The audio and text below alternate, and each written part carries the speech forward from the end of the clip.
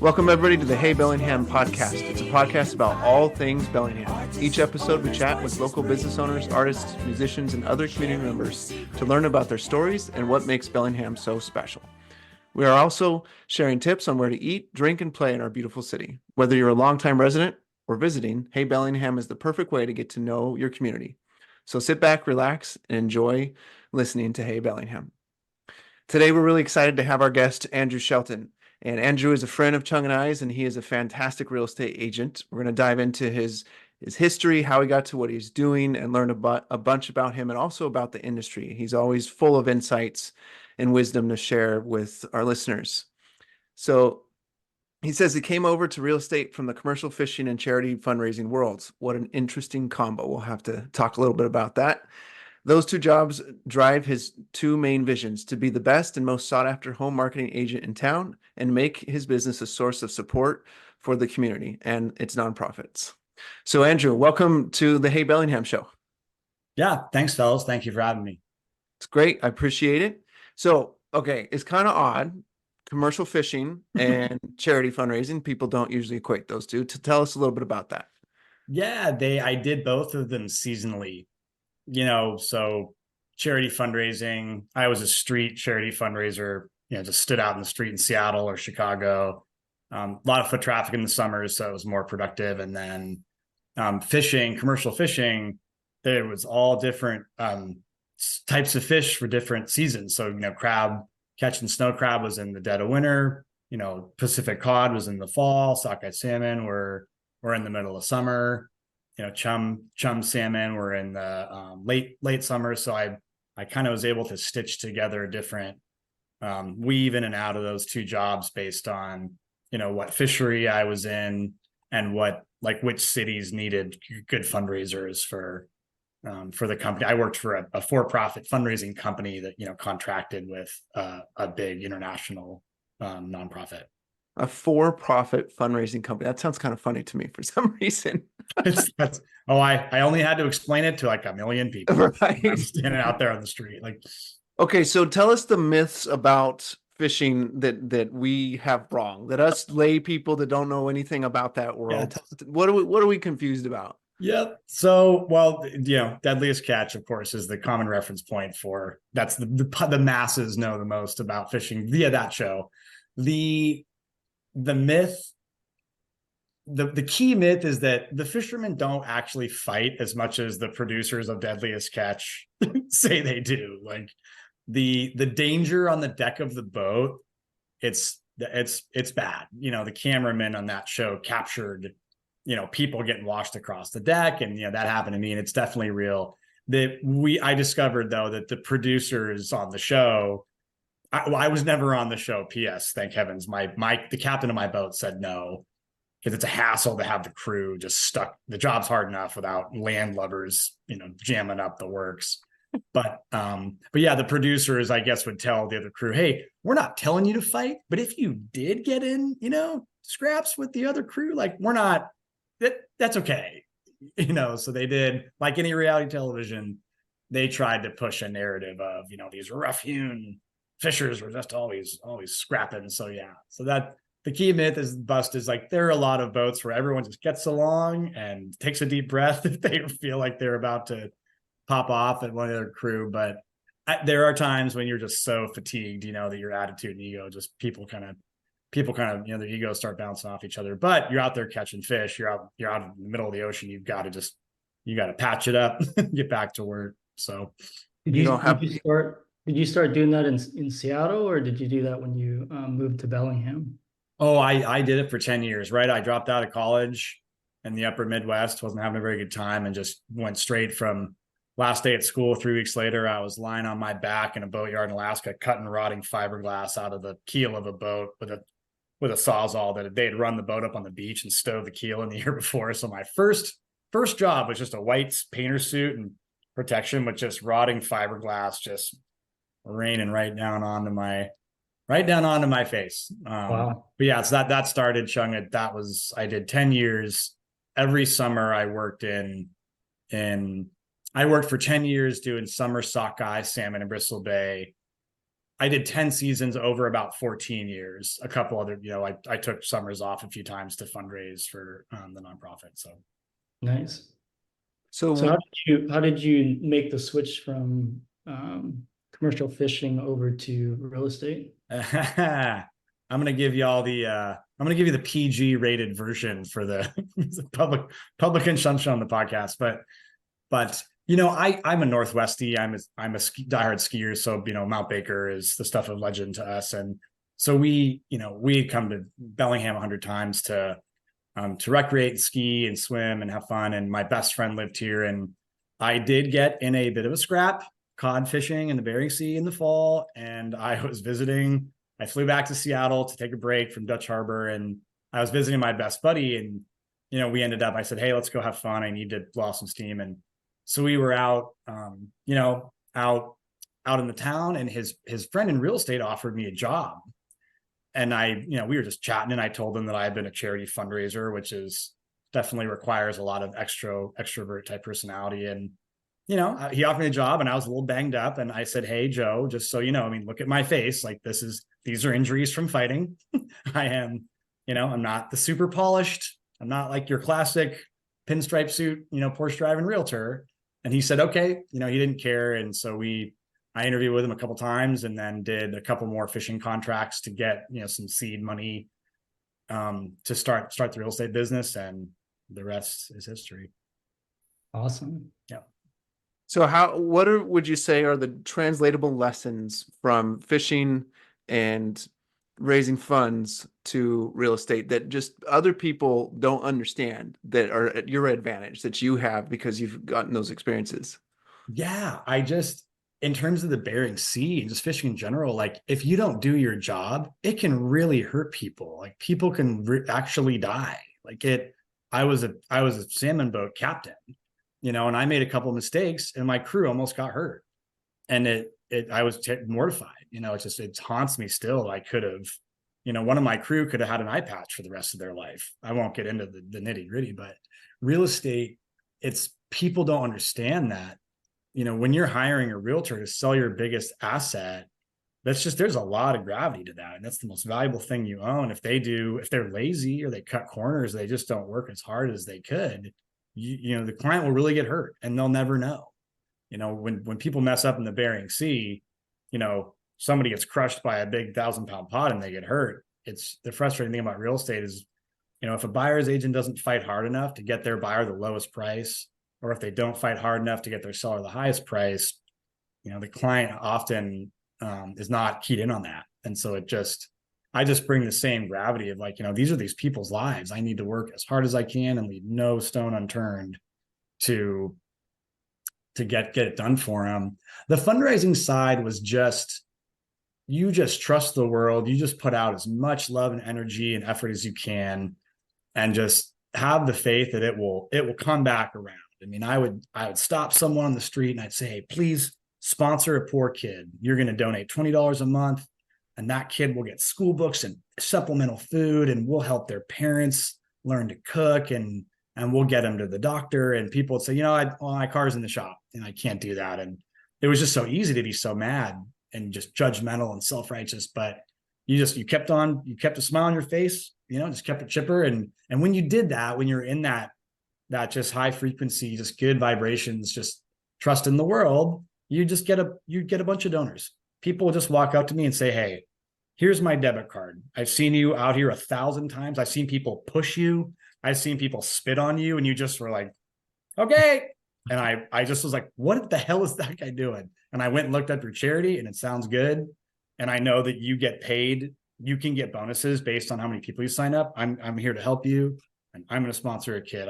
It was moments like that really, that's what made the job worth doing. The string that connects them both together, fishing and fundraising, is you just can't stop until you just have to just work and work and work, no matter how hopeless it seems, until you get where you're going. So a lot of grit, both of those jobs imbued in me. So you face the physical danger, and then you face the emotional danger of people. And then real estate has its own fears and things to overcome. So for business owners that are listening and they're dealing with their own fears, their own struggles as it relates to running their businesses, what do you have to say to them to help them overcome some of those challenges? Because in both those industries, plus the one you're in now, there's a lot of fears and challenges you have to overcome to continue pressing forward. What is your advice to them?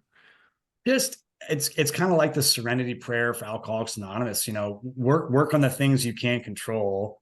I'm big this year. I'm budgeting. I'm making sure my business is well capitalized. I mean, I'm being really disciplined, which is, I wasn't taught that as a kid. On the other end of it, just to keep trucking. I mean, yeah, 95% of businesses in America fail.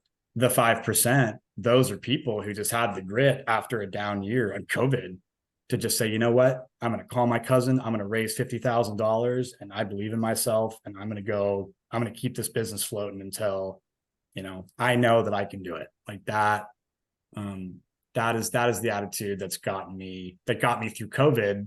Being a realtor was just keeping the faith and just having the discipline within myself to, make sure my business had what it needed to survive. Yeah, I mean, it's interesting. You mentioned COVID, and it seemed like real estate was doing good during COVID, right? So there's a lot of the home values were going up, and people were buying houses like crazy. They were moving around, and it seems like the market has kind of changed quite a bit since that, height. And being a real estate agent, I imagine it's pretty hard. A lot of them will fail maybe in the market downturn. Yeah, you're right, Cheung. I mean, it's wild how it's just kind of inverted. Like we thought the first 6 months were really hard, but then things started to just go, and it was just wild. I mean, nobody could have predicted that would happen. I mean, we all thought that we were just going to be shut down. Everyone's going to go out of business. The first 6 months, I mean, there were realtors got pushed off the bottom of the ladder. Now that COVID's ended and the interest rates the rates have gone back up. That's actually the real hardship is on the tail end for the realtors, with people just not wanting to move because of the, high interest rates. I mean, the 30-year average is 7.75% for a 30-year fixed mortgage. If you look back 30 years, I mean, so on average the rates aren't bad. But yeah, it's just nobody could have foreseen that COVID was a kind of a boon to some of the realtors. And then the stick happened when lockdown ended and the rates, maybe the Fed finally increased the interest rates. It was definitely a roller coaster for sure. What do you say to people so I have to be real candid here. I've heard in every season of real estate, whether it's the interest rates are really high and there's low inventory, the interest rates are high and there's high inventory, rates are low, there's low inventory, and rates are low, there's high inventory. Agents always say buy, buy, buy. What are your thoughts on that from a consumer's perspective? It can't always be a good time to buy. So how do you manage that? The good by telling the buyers this, and I learned this from another agent who's a Deer High School friend of mine Tiana Gallagher is much smarter than me. She just says, the right time to buy is when you find a house you love and you can't afford it. That's it. Then that means so many different things to 1,000 different personality types, but it always that advice always works. It's there's a lot of chatter right now about if the rates are higher, if you can buy a home, if you find a home you really love and you can't afford the mortgage, go ahead and snatch it up, because if the rates plummet, then we'll be back to COVID, shoot out 7 offers a house and the price is skyrocketing. But it's, that some people liked that. Like some buyers really enjoyed that rush. So I have just been kind of putting it into asking people like, hey, I know there's a lot of shades of gray in the world, but if you had to pick, would you prefer to buy a house pay a little more upfront and buy a house you really loved. So that way, if the shootout started again, you're all set. You just have to refinance your house and drop your rate. You're good. Or if you enjoy a little bit more of the rush and the competition of, getting a house at a really low rate and beating everyone else that's offering on that home, it's different people. It works. People kind of sort themselves. Say, well, I like the rush. So great. Let's wait a couple of years, and if it drops back down to 3%, the rate, we'll be in the rush, and I'll help you win the bid. I know all the tricks, and other people say, well, we don't want to do that. We plan to buy a house next 3 years, but we want to be conservative. So I say, great. I've got some loan officers who can help you, buy when it's a little higher, and just get settled. So yeah, it's those agents, Kyle, are those. I'm not supposed to disparage my my fellow realtors. I think what jumps out to me, there's two things. One is, well, I want to hear you say the phrase again, but second is you're tailoring your service to the client. And if they're willing to pay at a place where the interest rates are a little higher and the market's maybe a little bit higher, then if they're willing, then you're going to join them in it. But if they're not, you're not going to force them, because that's not it's not even being ethical. But I want you to repeat, if you don't mind, maybe for my sake, but for listeners too, what your friend said that really summarizes well your point here. Deanna Gallagher, shout out, John L. Scott, Bainbridge Island. She said that the right time to buy a home is when you find a home that you love and will provide you happiness, and you can afford to buy it. Yeah. That makes sense. It makes a lot of sense. So, Andrew, we know a little bit about you that maybe a lot of people don't know, and that's your approach to real estate. So you've already kind of hinted at it a little bit with your attitude and your experiences and stuff like that. But there's a little bit of a unique thing that you do in real estate that I think is really powerful for your business, of course, but more importantly for the community. So can you share a little bit about what you do with nonprofits? Yeah. So every sale I close, I'll ask the client, what is their chosen nonprofit organization in Whatcom County or Skagit County or Island County, wherever, whatever county you're in. They choose a nonprofit that's near and dear to their hearts. And then I donate a portion of my income on the sale to their chosen organization after the sale closes. So what is that for you? What does that mean to you to be able to do that? Yeah, I'll tell you, it keeps my mind right, because I canvassed, when I was a fundraiser, hundreds of people who they were worth 7-8 figures. I mean, these people have plenty of money, and I'd say, hey, please spend $300 a year to just help one kid get the stuff that every kid deserves to have. And they weren't bad people, Kyle and Cheung.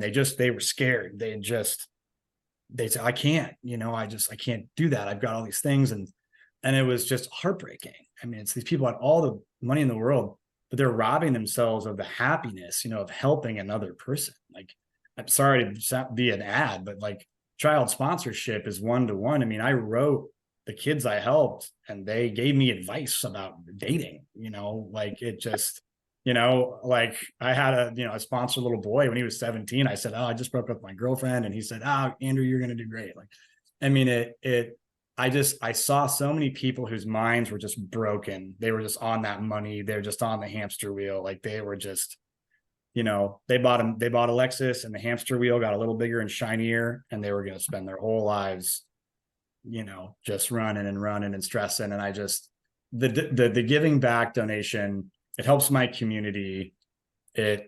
Most importantly, and it just helps me stay grateful and stay humble and stay focused on what matters in life, which is like the service of others. That's of course the baseline for my business, is to give as much as I can to my clients. But, my clients are mostly affluent, as am I. Like it just, there are people who are just slipping through the cracks.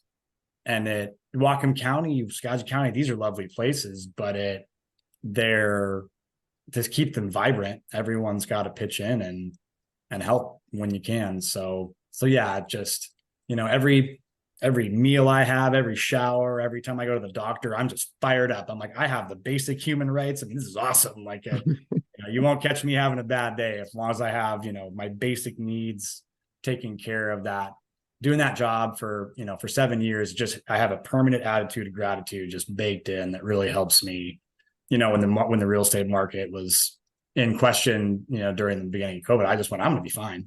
I mean, I'm all set up. So yeah, just my true north is just, helping my community, helping my clients. And in turn, both those things, they help me, financially and mentally. It's awesome. Yeah, it's very unique. I never heard of something like that before I met you. And so it's pretty cool. It's something that I try to do in my business as well, as I earn income in my business. Awesome. I have specific organizations that I like to give to, and I'm not going to say any numbers or the organizations, but I have 2 written checks over here for large sums of money that aren't signed and they're not dated because I don't have the money yet, but they're sitting there. Nice. Because just, the story of Jim Carrey where he writes himself a check for $10 million. I love Jim Carrey. I watch all of his motivational videos. You guys all the time. Yeah. A resounding yes, Kyle. He is one of my gurus. Yeah. So he writes that check. 10 million. And I was thinking about it, and I was talking to a coach/mentor, and I told him this idea I have for giving. And he said, well, why don't you just write the check? And I'm like, wait, what do you mean? He said, well, just write the check. You don't have to sign it yet, but write the check, put it out there. And so I wrote 2 of them, and for, 2 different organizations, and it's really cool to look at them sitting here. So I understand where you're coming from. Yeah. I wanted to pivot though. Let's talk about Bellingham. Let's talk about the community, and what is, if you were to say to someone that's coming in to tour Bellingham, and you were to tell them to go visit, 1 or 2 restaurants and go have 1 or 2 different adventures, what would you tell them to do? What would you suggest that they do? Restaurants and adventures. Yeah. That is an excellent question. At first I'd go to Mycom. It's the newest Thai and Laotian food place in Fairhaven. The lady is a magical sorceress with Southeast Asian food, man. It's so good. And then I would roll straight down to the Chrysalis, the spa/hotel looking over the water, and have a cocktail at the bar. The staff are wonderful. I would walk straight down the gangplank to Taylor Dock, and I would just jump right into the ocean. You would. I've seen it happen. Absolutely. Those are the 3 things that I would do if you just showed up here. Anytime in the summer. I go all year, but it's, I'm a water baby. Nice. Yep. Nice. Any hike recommendations? Yeah, Yellow Aster Butte it's super popular, but it's just so nice. I mean, it's awe-inspiring. Oyster Dome too on Chuckanut. It's neither of these hikes are for the faint of heart, mind you. They are a lot of vertical. But yeah, I mean, Oyster Dome, looking out, you get to look out at the San Juans. I mean, it's the San Juan Islands in the Puget Sound. It's breathtaking. Even if there's other people up there and you got to deal with crowds, those are 2 pretty special spots. From Yellow Aster Butte, you can see Mount Baker. It just looks like you can just throw a snowball and hit the side of the glacier. It's pretty nice. Yep, that is awesome. Sorry, I can't give away the secret spots, or people listen and be like, Andrew, come on, man, you gave away the honey hole, swimming spot like that nobody else knows about. I do have to say, one of my best hiking experiences was I left my house at like 5 a.m. to start this, to get to the hike, and I wanted to get there before the sun rose. And so it's Pine and Cedar Lake. Climb up to Pine and Cedar Lake, Oh, yeah. and then there's this little left you can take that's like a side trail. Mm-hmm. And so you take that side trail, and it curves you around in the trees, and you kind of lose the trail, but it doesn't matter because you know where you're going. And then there's this rock outcropping that faces east, and so you walk out, and I had no idea about this. So you walk out onto this rock outcropping, and it's this hallway of trees for, I'd say, 25 feet. And then you keep walking, and all of a sudden it was the sunrise on Mount Baker at the end, and there's nothing I could see except for the sunrise and just a tiny bit of clouds in beautiful color. It was just like, I cried. Okay, I cried. It was magnificent. He's a softie, folks. I am sappy. It was beautiful. but that's the kind of stuff that's out here that like if you put the effort in, you're gonna find it. And it's worth putting the effort in. Hiding Nature, Cedar Lakes. restaurants, all kinds of stuff. Go Hiding ahead. Cedar Lakes is a staircase. Kyle, you must be in good shape. That trail, it's like 1,500 feet of just Yeah. you're the last time we did that, we did it in like late October because we wanted to wait till the people were gone. I mean, it was sucked in fog up there. Is that the one? That's the one off of Chucking Drive, right? Well, Kyle, you know where the trailhead's at. It's on the backside. It's over there. Yeah. It's in that area where a bunch of those hikes are. It's I think I've been to that one. It's one though that you want to lock your car. It's a spot you definitely want to lock your car because but the little warning for people if they're not familiar with it. But yeah, that was the year I was training to climb Shasta in California. So I was doing a bunch of training. My dog liked that year a lot. She was very active. Good deal. So Andrew, when you think about your experience as a real estate agent and your other business experiences, and you're interacting with a fellow business owner and they're in a place of struggle in their business and they're kind of starting to doubt things and they're feeling like they're going to be in the 95% instead of the 5%. What would you say to them to encourage them along the way to help them keep moving? That's a fantastic question, Kyle, because I just sent 2 emails this morning. I'm helping 2 businesses that are new. I am partnering with them to do mailers, promotional mailer for their business on one side, myself on the other. I'm paying for it. I'm paying for the printing, the mailing. That, that's any, business owners who are listening to this who want to partner with me to do some print mail advertising, hit me up. I love supporting other businesses in word and dollar to get them going. Like it's important to me to, like I said, materially support the other businesses as well as nonprofits in this community. So if those business owners don't do that, then to just, put yourself out there. I mean, I knocked on doors. I knocked doors for my job, pay $400 to do a mailer. It just, that doubt kind of compounds if you shut down. The more open you are, and the more open you are to being rejected and trying something that doesn't work, like then the worse off you'll be. But yeah, I mean the best way I can put it is just, I mean, that word grit. I just saw a TED talk about this years ago, and it, grit's what it takes. You got to keep at it till you either succeed or your accountant calls and says there's no more money left. Oops. Like those, two options. Like, I mean, I love Ed Harris and that Apollo 13 movie where he's the flight director, Gene Kranz, and he just says failure is not an option. I mean, I say that to myself pretty much in the mirror every morning because it's not for me. Like I can't, the boat I used to work on and the Bering Sea fellas sank 3 years later, and 4 of the guys I crewed with were lost at sea. They died. They got the Bering Sea swallowed them up. That's the only other marketable skill I have is, rack and crab pots and fishing for salmon. And I'm not going back there ever. I also know people who got hurt salmon fishing. I mean, for my real estate business, like failure is not an option. I'm not going to go back to being cold and in danger all the time and dealing with, guys who want to beat me up and just, that grit is the one trait that I hang on to keep my motor going. Yeah, I like that. There's 2 things in there that stand out to me. One, you basically said community. Like come together with community. If you're struggling in your business, like find some other people that they may be able to directly help you, like Andrew's saying here, or it's more of that masterminding, collaborating together to help come up with solutions. A lot of people have a hard time admitting they're in a bad place in their business, but do it. Otherwise you might end up not where you want to be. And the second point that you're making is find that point of no return. When you find that point of no return, then it's way easier to stay committed. Like you're not getting back on a boat to get paid. And that's your point of no return, which is great because, it's like burn the boats, it's that concept. That's right. So No pun intended. So, That's a colonial reference. Not okay, Kyle. It was not PC. my bad.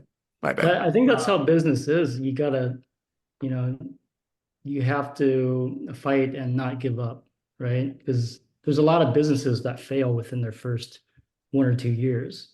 So if you don't have that attitude, it's really easy to give up. Yeah, I And had two that I did that with. oh, I okay. quit way Yeah. too quick. And so they failed because I quit, Yeah, I don't like to just quit. I have businesses that are just kind of like been on the back burner for years, but I've never let them go. But one of these days I'm gonna go back and, revive them, Right. and someday they'll make some money. But and the thing about community and supporting each other in businesses, that's kind of what this podcast is about, kind of the Bellingham community, but also, helping businesses out, helping each other out, connecting businesses with each other. So, we can connect Speaking and of which, network. Cheung, so on that point, the two businesses I'm currently collaborating with, Lone Pine Auto Glass is over in the Haskell Business Park next to the baseball stadium. It just started up. Tyler Johnson's the principal, is phenomenally talented. Windshield installer. He can fix your window mechanisms, your rear windows. And then Jay's Kitchen is in Fairhaven. It's authentic Puerto Rican cuisine. It's across the street from our office. And I just went and had one Cubano sandwich and just went, okay, man, we need to tell the whole world about this. I love Cuban sandwiches. Did you ever go to that Cuban place in Seattle? Oh, yeah.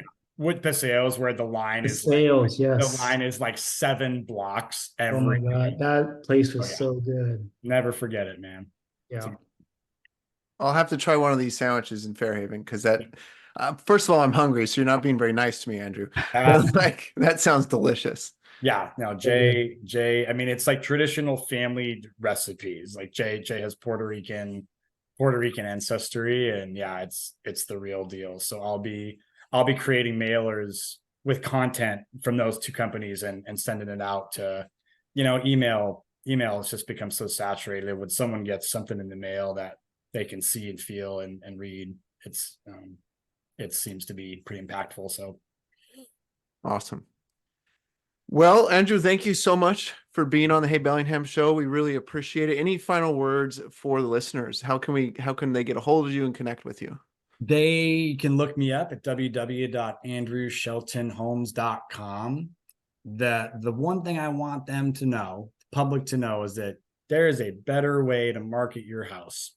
Please just call me. I'll show it to you. If you don't like it, you'll never hear from me ever again. Just we cracked the code for advertising people's homes just to a degree so far beyond the normal the one page, the little paragraph. It's got the kind of 4 pictures.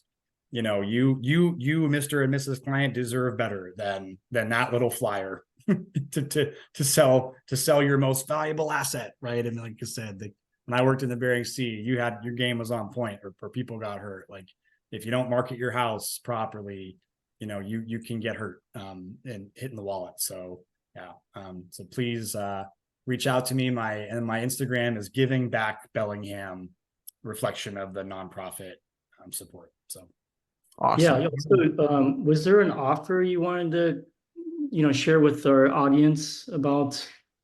I think you had an offer for the home shield. Yeah. Oh, so every home I market for sale, I purchase $1,000 12-month home warranty for the new owner of the home. So that's the warranty's live during the pending inspection phase. So it will help. I helped a seller in Sudden Valley last year. He saved $1,000 on repairs that the buyer asked for and the warranty paid for it. So it's not an offer. It's just standard. It's just me providing more value to my sellers. But that's one of the key things we just added to our package for marketing homes for sale is offering the warranty to shield the sellers from repairs requested by the buyer. Thanks for asking. Nice. Awesome. Well, thank you, listeners. Thank you, Andrew. We are very grateful for everybody listening and for your insights and your wisdom, Andrew. Thank you for sharing your story a little bit and letting us get to know you. And we're going to have to go try those sandwiches. So make sure to go try those sandwiches. Look up Andrew Shelton. And we really appreciate your listening ears. Look forward to another episode coming out soon. Stories unfolding beneath the gray sky.